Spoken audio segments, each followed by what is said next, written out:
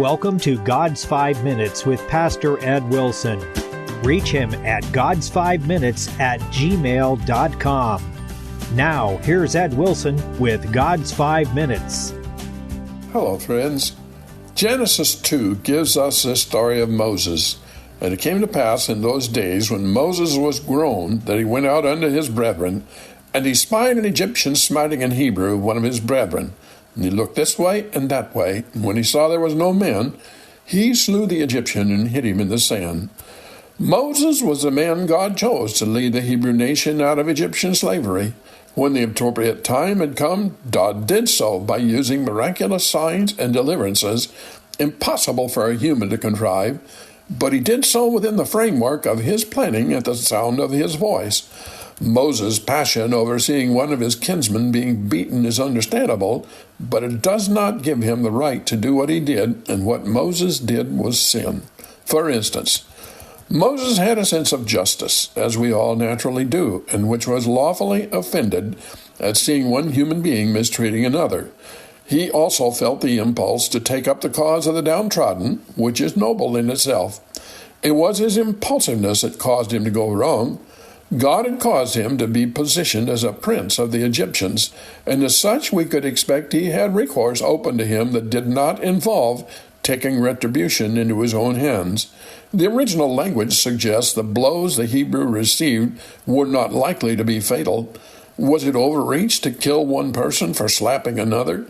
As a representative of Pharaoh's court, Moses had a responsibility to find a way to exemplify fairness regardless of his personal bias in favor of the Hebrew. Moses' conscience about the killing is showing by his looking this way and that. Once a foul deed was committed, the next question was what to do with the dead man's body, a problem which often taxes a murderer more than managing to carry out a homicide. Moses meant his bloody act to stay hidden, for he was alarmed next day when a pair of Hebrews suppressed him about it. His act was a sin compared to God's later taking the lives of the firstborn sons throughout Egypt, which was not sin because of the context of the events.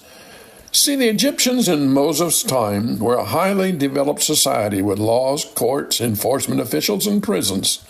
God peacefully moved Moses' ancestors into that culture. Jacob and his sons' voluntary move to Egypt placed them under obligation to live within the legal apparatus that made daily life possible among these people with their brimming granaries and their beautiful city on the banks of the Nile. Nothing in the centuries between Joseph and Moses lessened that duty. No society can survive when people disregard the rights of their fellows or make a practice of every man for himself by taking the laws into their own hands without regard for the structure God has allowed to be in place. The Bible teaches Christians to live peaceably wherever time and chance may take us, not to be troublemakers, not to resist the established authority. Well, we are indeed to stand boldly and clearly for the principles in the Scriptures in all circumstances, but we are never to forget how Jesus told Peter to put up his sword and never told him to take it out again. God's New Testament church cannot be advanced by violence initiated by humans.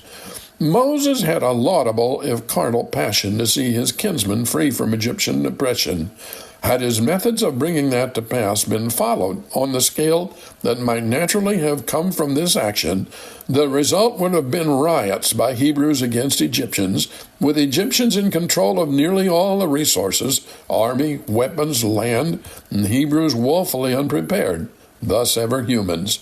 By contrast, when God did his work of convincing Pharaoh and his people it was in their best interest to free the Hebrews, he used means to demonstrate to the Egyptian authority a hand superior to their government had given that government just opportunity to recognize God's intervention and spare themselves sorrow.